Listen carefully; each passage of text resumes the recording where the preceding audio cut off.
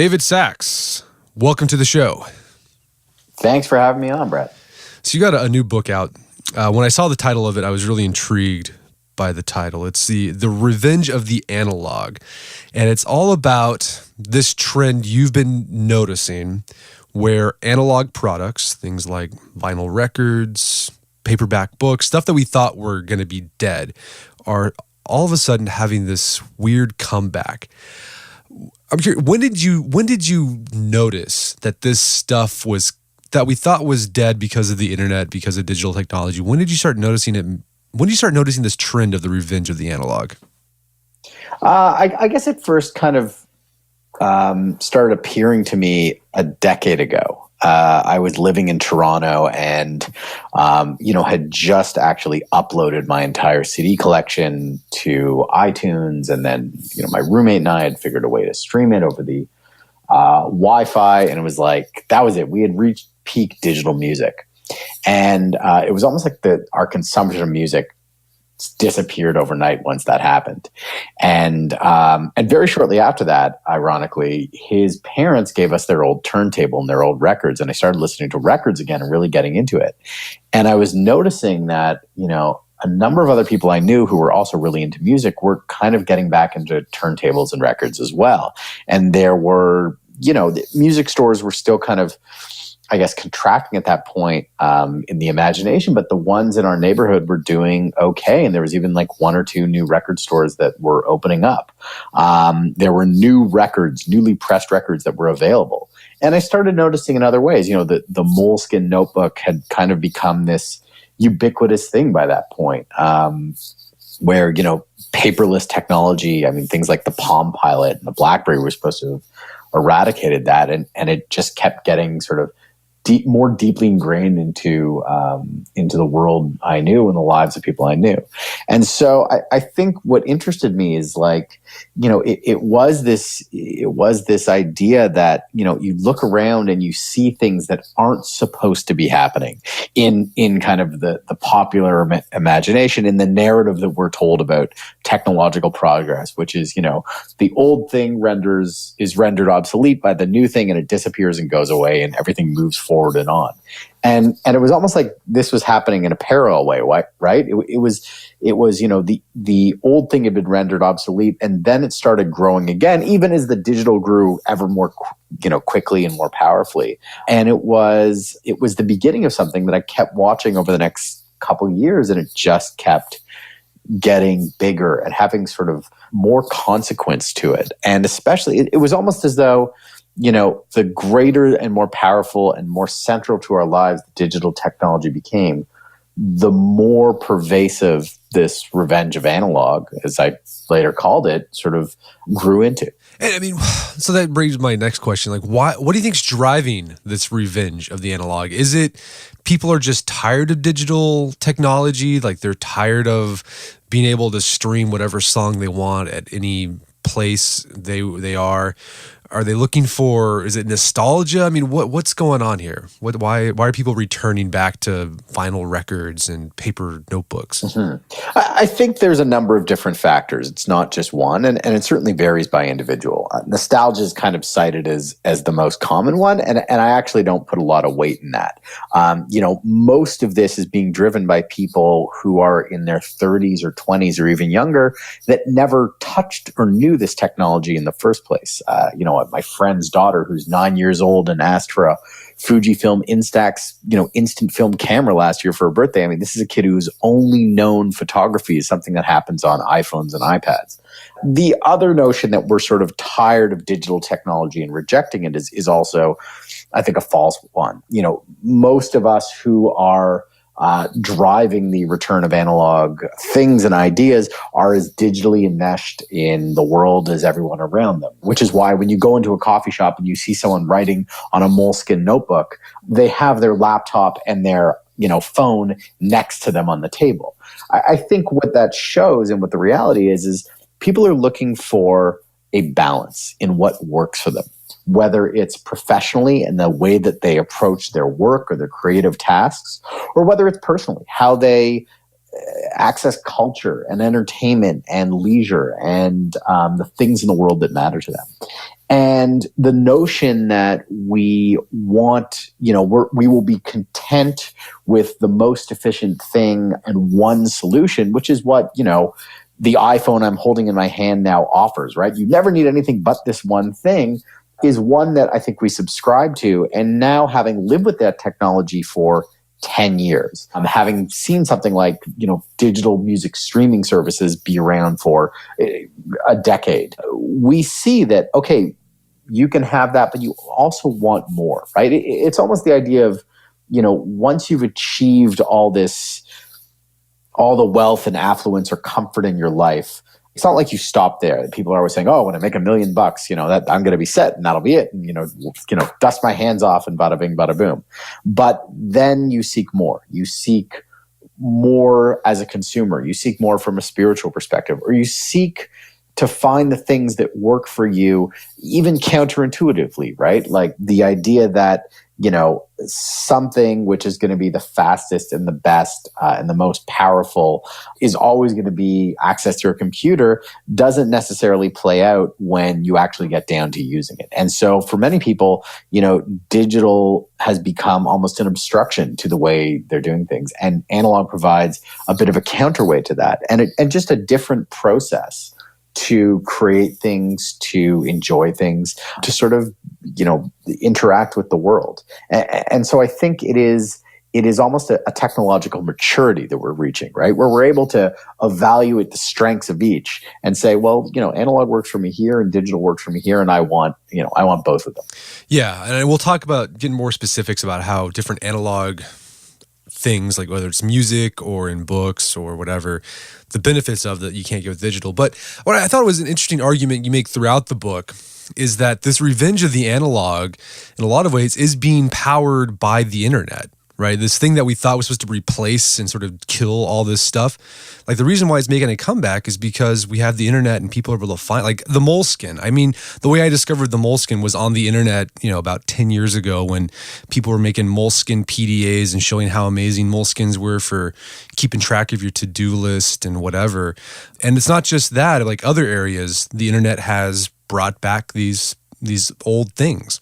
Yeah, and I think that is, that's the interesting thing and why it's not a technological rejection or, a purely nostalgia-based thing, right? In many ways, digital technologies, something like Kickstarter, for example, right? The crowdfunding website, as well as, Indiegogo and others, have created, tremendous opportunities for people to build analog products and services, things like, board games and tabletop games, which previously, the barrier to entry was fairly high. You needed to have a publisher, you needed to sell the rights, so on and so forth. Now someone can, come up with an idea, make a quick little video, put it up there, and if it, earns enough backing, then, they're off to the races in production.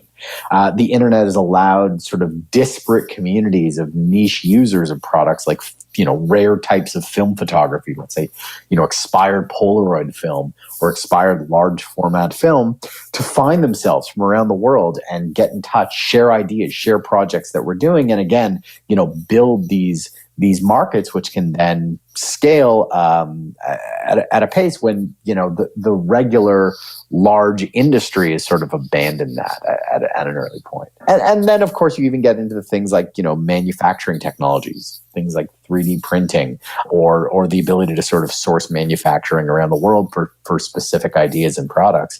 Again, all of those who are driving this analog counter-revolution, if you want to call it that, are using every tool at their disposal to make it happen. They're not dogmatic about it and, sitting in some basement somewhere, printing out mimeographed paper leaflets that they're handing out from soapboxes, unless that's their jam, more power to them for that. Oh, let's talk about some of the specific areas where you're seeing this revenge of the analog come back. Let's talk about vinyl first. Vinyl, just a few years ago, vinyl was pretty much dead. The press companies were shutting down. The ones that were open like 2 or 3 times a week. That was it. But like in the past, I don't know, 5 years, it's made this huge comeback. There's these companies where you can subscribe to get, new vinyl records once a month. Turntable sales are just going nuts. Like for my birthday this year, my wife got me a turntable, and it's been fantastic. I mean, I think it's funny in the book you mentioned like Herb Alpert and the Tijuana Brass. Like I got my dad's old Herb Alpert and the Tijuana Brass album, and it's fantastic. Can you give us an idea, what were vinyl sales like, say, 10 years ago, and what are they like now?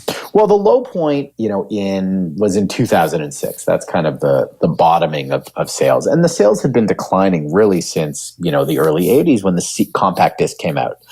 So you had sort of initial lowering when 8 tracks and tapes provided the first competition for vinyl records, and then I think 1986 or something is when CDs hit the mass market, and it just sort of steadily declined to there, and then of course downloading and so forth. So 2006 in the United States alone, you had I think 900 and something thousand new records pressed. Right, none of this deals with secondhand vinyl. Your dad, my dad's Tijuana Brass, whipped cream and other dreams, or whatever it's called, album. Right, every man of a certain generation has to own that. Just an example. So that's half, less than 1 million records pressed. Last year, according to Nielsen, 2016, I think it was as high in the U.S. as maybe 13 million records pressed, new records. To say nothing of the trade of sort of secondhand records and other markets around the world, like the UK and Europe and South America, everywhere where vinyl has continued to grow. So you're talking about, a 13 time or more growth in the span of a decade. And the growth has been fairly consistent, double-digit growth every single year. Every year there are skeptics saying, well, this is going to bottom out, this is going to crater, this isn't going to last. And every year it keeps growing. And of course, with that goes the sales of turntables, new turntables coming on the market by new companies or old companies reviving turntable designs in order to service that growing demand, because unlike digital music where you just copy and paste endlessly and it doesn't really matter, you're talking about the physical production of a product, right? Melting pellets of plastic and sandwiching them in these giant waffle presses, which are, record presses, which they don't make anymore. So not only do you have new record pressing companies opening up all around the United States and all around the world in all these markets to serve them, you now have new companies building the record presses to service those. So not only are you talking about the growth of people buying records, the growth of people pressing records, the growth of record stores of all sorts of different niches in cities and towns all over the world to serve this growing market. You're talking about all the jobs and the money and the economic activity that's going into that. And people now estimate it's $1 billion market, right? Or more, which is incredible because when I was interviewing someone, I think he was at either Warner Music or Universal Music, 3 years ago when I was working on the book, he's like, I doubt this will ever be $1 billion market. That was his exact quote. And now, it's there. So the growth has been pretty astounding. And I think if you live in any sizable community anywhere, a town, a city, you can see it, right? You see people walking with record sleeves on the street. You see record stores opening up. You see people in Urban Outfitters shopping for a huge selection of records. Urban Outfitters is now the biggest retailer of records in the brick and mortar world. And it's, to many people, it's this undeniable example of the sort of larger phenomenon that's happening. And to other people, they just can't wrap their heads around it. It's just kind of, this back to the future moment that they can't square with the logic that, in your phone, you can get all that music for free, streamed to you wherever you are without having to put it on a shelf or deal with it or pay money for it. So, what do you think's driving the comeback? Like you said, buying a record is inconvenient, right? You have to go to the store. If you want to play something, you got to put it on the record player. When one side's over, you got to go and flip it over. So there is inconvenience. So why are people going back to it if it is so inconvenient? Well, let me ask you, why did you want a turntable for your birthday? Part of the inconvenience was part of the thing that was surprisingly was the thing that drew me to it. I also I got sick of streaming music devalued music to me, right? Because everything became Muzak, right? And I I remembered having albums. Like I had this thing I could heft in my hand. Like this is, and I don't know, I like that feeling. And so that's why I got it. Well, that is, exactly the reason I think most people cite. And the key to it is that it is an entirely in a rational, emotional pursuit, right? From all logical perspectives, financial, space saving, time use, it makes the most logical sense to only listen to streamed music on, some sort of Apple device or Android device, right?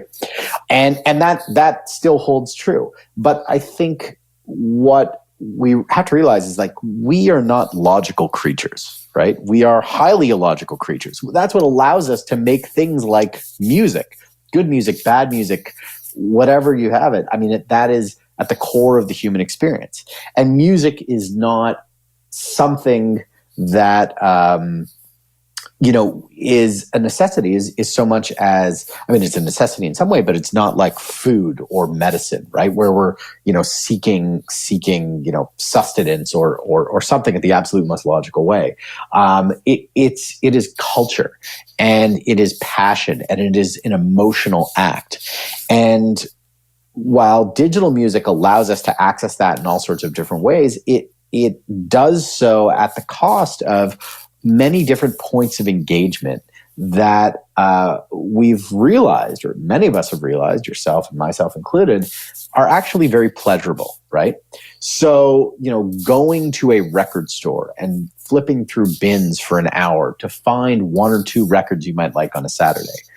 When you compare that with tapping on the search bar in Spotify or the recommendation algorithm and pulling up something is a highly inefficient act. It's, a waste of your time. It requires you to go somewhere in your car or on your foot. It costs a lot more money. And yet it's so much fun, right? Buying a record at the store is almost half the fun of buying a record.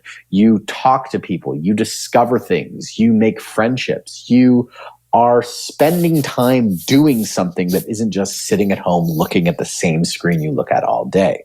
In the same way that having that collection displayed in your house, even though it takes up precious shelf space and it's heavy as hell, and when you have to move, good Lord, get a chiropractor because those boxes of records are some of the heaviest damn things you'll ever have to move. There's a pleasure in that too. You walk in and see the records on the shelf and it's like, that is the lion head on your wall if you're a record collector. It is your personal taste there for everyone to see in a way that's very different and much more personal and much more permanent than a curated split playlist that you might, share socially on a site like Spotify or Apple Music or whatever whatever thing you subscribe to for, $8 a month. And I think that shows this sort of deeper relationship we have as humans have to the physical world and real things, right? They give us a way to interact with the world, with our five senses, and most importantly with each other, that the digital world simply doesn't. It renders those things obsolete because of the nature of the efficiency and the communication. Yeah, I mean, I think that idea, like the tangible, actually socializing more visceral as well, right? Because you can go over to someone's house, you can flip through their albums or look through their bookshelves, and you can take something out and you have this conversation that's awesome. And then you can share your whole book collection or your whole CD or your music collection to your friend, but it's not the same. Like you won't have that conversation, that same sort of conversation as you would if you were in person holding this object. Right. You wouldn't, strike up. You could very easily be walking down the street or in a coffee shop or on an airplane or somewhere, and someone can have a book with them, right? And you can immediately start a conversation based upon a shared interest in that book. But the nature of, digital technology is that there is an element of privacy, a sort of cocoon around it. You're never going to look on someone's screen and say, oh, you're reading that on your Kindle? Oh, cool. I read The Revenge of Analog. It renders it kind of faceless. And so, in many ways, and there's sociologists that talk about this, these devices that were sort of there to create greater social interactions and experience have in many ways sort of created a barrier to them. We can have these surface interactions and experiences on, Twitter and Facebook, but, the deeper face-to-face interactions, that which we need as human beings in order to thrive and survive in the world, analog still remains the best outlet for that to happen. I also like, one of the other things I like about analog products is you can lend it out to people. Right. There's like things you can somehow share but like, I love being able to borrow a book from somebody or borrow an album, or if you're, kid from the 80s, like borrow video games. Right. I mean, it was fun. I don't know what it was. And then whenever you see that object in your house, like not only do you think about the content in the object, but you also think about the person who owns that object. Like, oh yeah, this was Ben, this is like a part of Ben that I have in my house, and then it makes I should reach out to Ben and talk about what I read in his book. Yeah, and as you said, your wife gave you the turntable for your birthday, right? I mean, that is, every time you look at that turntable, you're going to think of her. My turntable was given to me by my friend Dave Levy, who's a musician and a DJ, and works in human rights around the world. And for my 30th birthday in New York, he had an extra turntable, and he's like, "Here you go, man. Here you go." And every time I put it on, I think about him. And every year for his birthday, when he comes back to Toronto, I buy him a record as a thank you. I mean, that is the basis of a relationship, right? You can't do that in the same way with digital music. Someone bought me a subscription to a streaming service once. Yeah, it was cool. And then the next year I had to pay for the subscription myself. How many times have you been emailed some sort of Amazon gift card and you're like, okay, cool. It doesn't, again, hold that same meaning. It doesn't hold that same value. And I think, one of the interesting things that really struck me is, the reasons that you talked about why you wanted a turntable, why you enjoy it. And the reasons that are cited by many people, especially of a younger generation, sound is like the bottom one, right? There's this assumption by baby boomers and those older that, this is a new generation of audiophiles and the sound quality is better. But sound quality is highly subjective. I have a lot of sort of old scratchy records that the sound quality isn't necessarily great. And if I listen to that same file on a streaming service, it might actually sound better. But the sound is just one element of the experience. And music, like so many other things in our life, is actually more than just the way the information is purely translated. It is an experience that we indulge in with all our five senses. And I think that's something that we took for granted for a number of years as we moved to digitize things, as quickly as possible. All right, let's shift gears to books, because I remember a few years ago, a week wouldn't go by when you didn't read some article about the death of publishing, right? That the e-reader was going to kill paperback, hardbound books. But that didn't happen. In fact, I think I read a recent study that said that e-readers, like ebooks, are going down, while paperback books and hard copy books are going up. So what's going on there? Why are people returning to dead tree books instead of using the convenience of a Kindle reader or something? Well, I think they never even went away. That was the interesting thing, that there were these predictions that when the Kindle came out in, I think, 2007 or so, this would be it, right? This would be, the MP3 moment for the publishing industry, and all the publishers were sort of quaking in their boots. And it never really happened. Ebooks have certainly grown. They own a percentage of the market. Kindles and e-readers and Kobos and so on, have a percentage too, though that percentage is declining. And their decline is a mix of people's kind of not using them as much. Like, I haven't touched my Kindle in a year and a half or 2 years, as well as, competition from other devices where you can just get the Kindle app on your iPad and you don't even need to buy the dedicated device. But I think what, the most important thing is that people, especially in the digital media industry, as well as the publishing industry, they really discounted the value that people place on books as objects. And again, it goes back to what I was saying about records, right? It is an illogical thing. Even more so, information, if you buy, a copy of The Revenge of Analog on Kindle or Kobo or Nook or whatever, you're going to pay less money for it. And the information is the exact same. You don't get any extra words. right? You don't get any fewer words either. When you go out and pay, $26 or whatever it is for the hardcover version of that book, you're getting a chunk of dead tree with some letters printed on it, and it's the exact same as the other one. I just got recently some statistics from my publisher about how the book's doing. Take a guess at what percentage of The Revenge of Analog was sold in digital. I'm going to say 25%. I think it's 8%, which is fairly standard for, most, mass market books out there. There's certain areas, romance, fantasy, self-published, where ebooks are certainly statistically much higher. But, your average sort of nonfiction book that might be on the bestseller list or fiction book is, a relatively small percentage, which represents the percentage of sales, for the publishing industry overall of what those books represent. So why is it? Why is it that people will still go out and pay for these, stacks of dead, shredded trees with ink on them? What is it about it? It's, again, the relationship we have to books, right?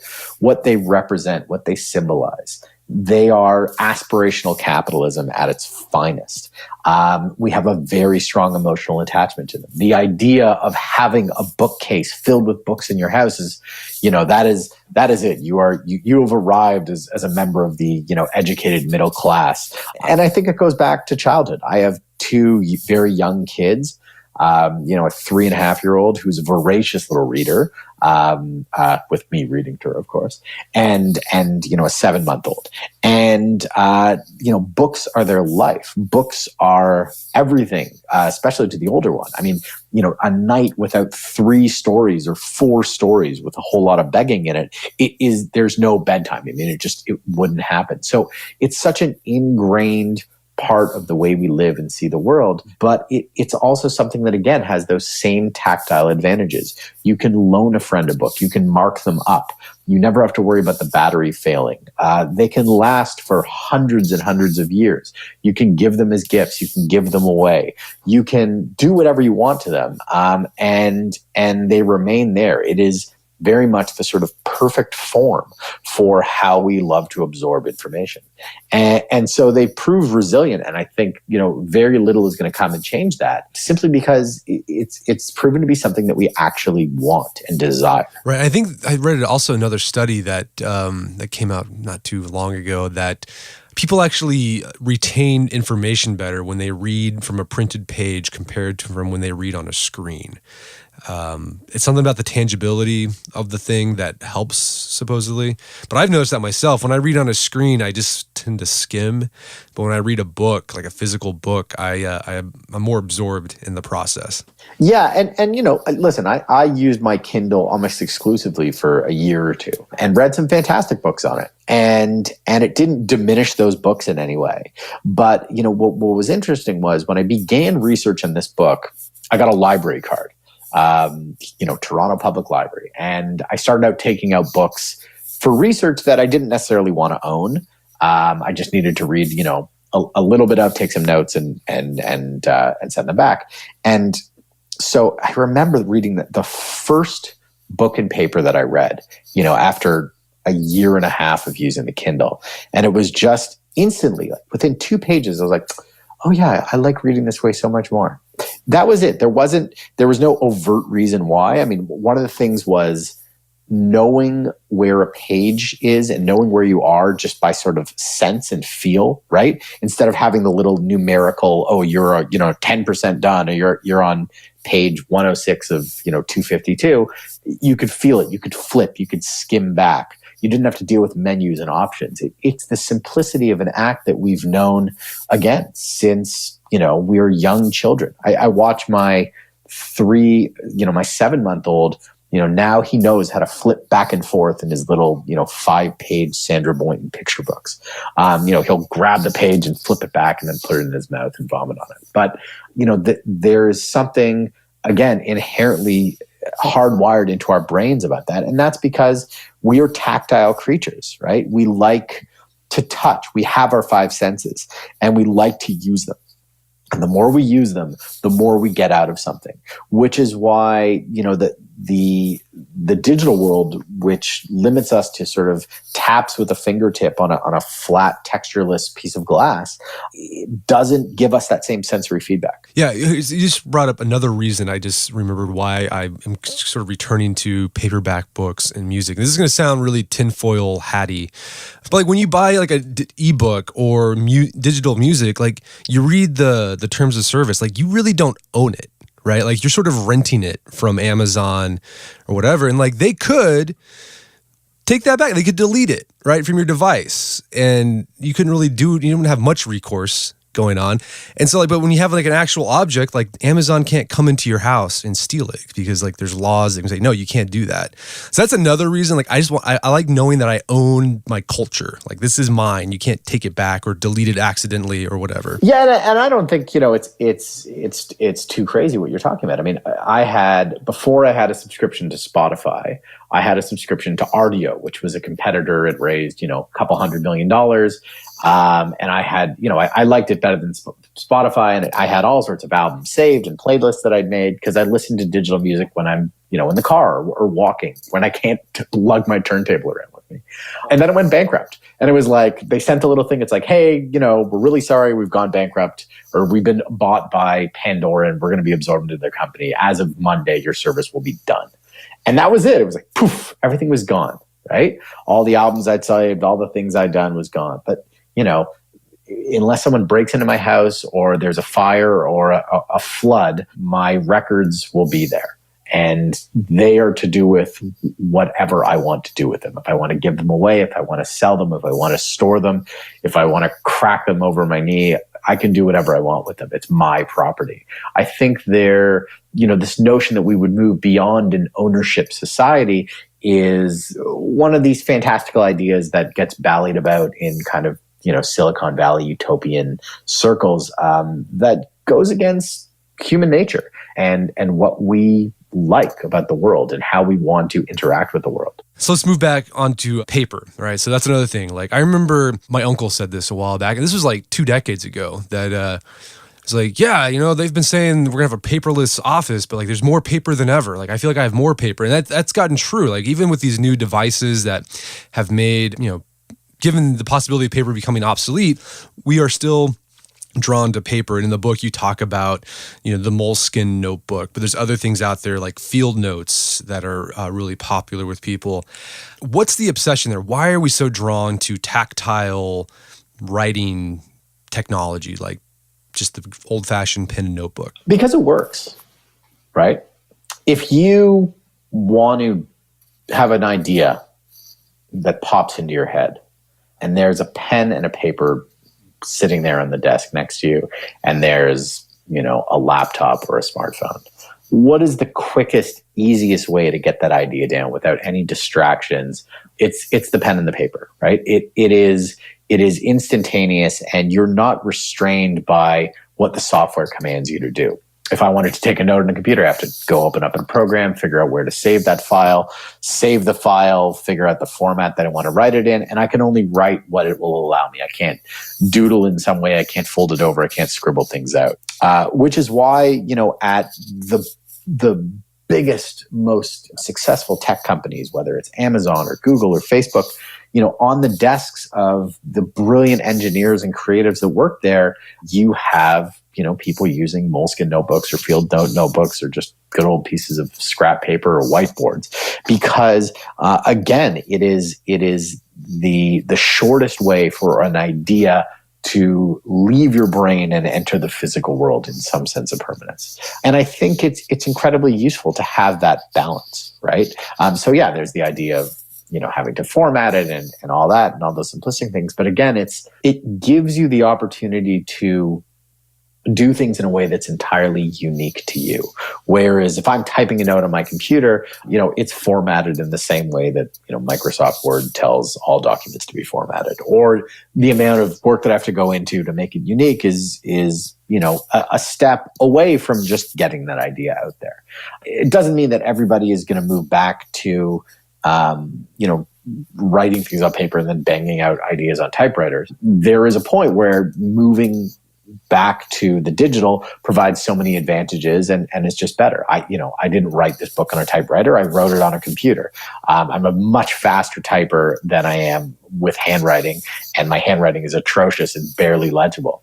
But it allows me to think in a way almost out loud that I can't do in the same way on a computer when I'm typing. And so it proves very useful to people because it's a siloed act. When you're writing something in a notebook or a piece of paper or on a whiteboard, you're just writing something, right? You're not trying to do 10 other things at once. You're not being distracted by multiple tasks coming in. You're not trying to merge it with images and video like a PowerPoint presentation, which are the worst things in the world. You are, there with the simplicity of your idea and working through it in a way that allows it to be seen, but also very quickly changed and edited that doesn't feel precious, that just works. And I think that's it. I think at the end of the day, beyond the romantic notions of, Hemingway and Picasso using the notebook to create like Moleskine uses, or, the Great American Field Notebook of great American workers like Field Notes uses, or whatever it happens to be, it just works for people. Right? It just works. Yeah, I was actually talking to an architect friend of mine about this topic. He's been in the field for over 30 years, so before CAD really took on. And he mentioned that one of the saddest things that's happened in architecture in the past 20 or so years is that this over-reliance on computer programs to design architecture. Because before, an architect would just take out some paper, and just like draw, like freehand draw with the ruler. And he said you get these beautiful designs that would just look aesthetically pleasing, but were also architecturally sound. He says now people just go to the computer. It's fast because there's these pre-programmed things that, they'll tell you draw a line, it'll tell me how many studs you need, everything's done, but like it limits creativity. And he says like our architecture has suffered as a result of that. Yeah, there's interesting studies around that, around architecture and design. One of the reasons why I interviewed someone named John Skidgel who works at Google. He's one of their sort of chief designers of user experience and user interface. So how all Google products, websites, Gmail, whatever, how they look and how they work. And he created this course for teaching other designers and employees at Google how to draw things by hand on paper. And it since became mandatory pretty much for everybody at Google who works on these types of products. And he explained to me why. He said, because, the software creates a bias, right? It will always steer you in the direction of what it wants you to do or what's going to be easiest or most standardized. And that's because the nature of software is to standardize things. You create one set of software and it has a set of rules, and those rules go out to every edition of that software. And you can move, but you have to move within the bounds of the rules, right? On paper, you really only have to move within the bounds, the physical bounds of the page, but you can do whatever the hell you want there. And so at Google, and many ad firms and now, some architecture firms, the idea is when you are working on an idea for something at the first stage, let's say designing a building, right? Don't go to the computer first. Go to paper first. Get your idea out, scribble it, squiggle it. Doesn't have to be perfect. Imperfection is actually the goal.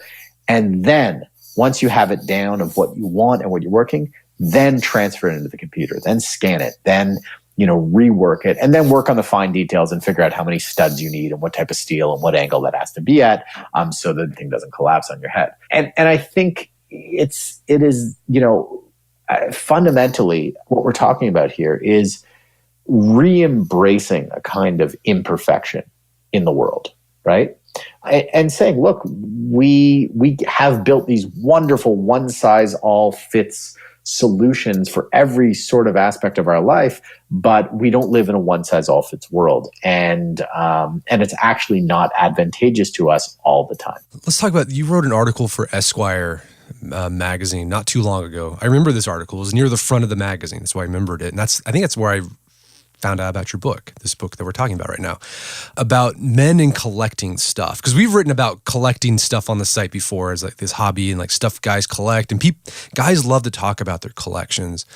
But this digital world makes it harder and harder to collect stuff because you don't have albums to collect, you don't have books to collect, so you're kind of left collecting other stuff. Why do you think it's so important for guys to have a collection? And And why do you think men, and I think women might have this draw, but I think men have this draw. I know I like stuff more than my wife. I like to collect weird knickknacks. What is it about stuff and collecting things in men? I think it really is, very primal, right? We are, the hunters, and we want our conquests there on the wall. I'm sitting here in my home office. I have, an award one of my books won, and some article about another one of my books, and the poster for the launch party of this book. They're up there. I have stacks of different books that I bought, which I've probably read once and will never read again. And I resist every time my wife's like, KonMari, we have to clean out the house. We have to clean this out. Too much stuff. I'm like, no, don't touch it. Don't touch that book. I have an emotional attachment to it. I want to see that. I just want to know it's there. It's an inexplicable thing, but it gives us, I think it gives us a sense of grounding, right? We live in a world where increasingly the pace of change is so fast, and uncertainty is the norm, whether we're talking about economic uncertainty, technological uncertainty, or political uncertainty. And we need things to sort of ground ourselves to and anchor ourselves to. And so there's comfort in that, right? There is comfort in again, when you're feeling anxious, going to that record collection on your shelf and just rubbing your fingers along the spine and picking out something that resonates with you, whether it's at a breakup or a time of, economic or familial uncertainty in your life. These items are, more than just kind of the lion heads on our wall. They're security blankets in some ways. They're what grounds us to the past, right? Oh, this album is, I remember getting this album on my first date, or, when I graduated college, or whatever. And that, I think, makes us more human. I think the idea that, we as men must always be moving forward and moving on and, smashing the past, and disrupting. It doesn't leave us with much to hold on to. We need to be rooted in some sort of sense of personal identity, and sometimes that rooting happens with physical things, and so it's collecting it, whether it's a collection of beer cans or of like stupid t-shirts. My brother, remember those Big Johnson t-shirts? My brother had at one point he had 10 of them. I don't know, it's like every time we went on vacation, sports memorabilia. There was no reason to own, Michael Jordan shoe for $2,000, but I know people who do, because it gives them some sense of who they are that they can look at and be like, this is my value, right? This is what I like. David Sax, thank you so much for your time. It's been a pleasure. My guest today was David Sax. His book is Revenge of the Analog. It's available on Amazon.com and bookstores everywhere. Try picking it up in a hard copy book instead of a digital one. Go along with the theme of the podcast. Make sure to check out our show notes at aom.is/analog, where you can find links to resources where you can delve deeper into this topic.